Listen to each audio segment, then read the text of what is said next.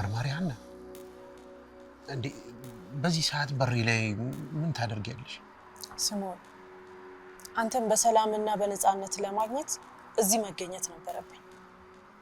በቤት ውስጥ እኮ ነፃነት የለም።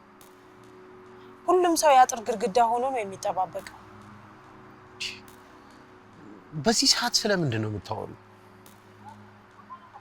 ስሞን ስለ ህይወት ነው።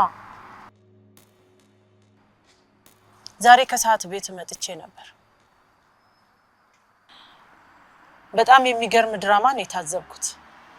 አንተ አልታዘብክም?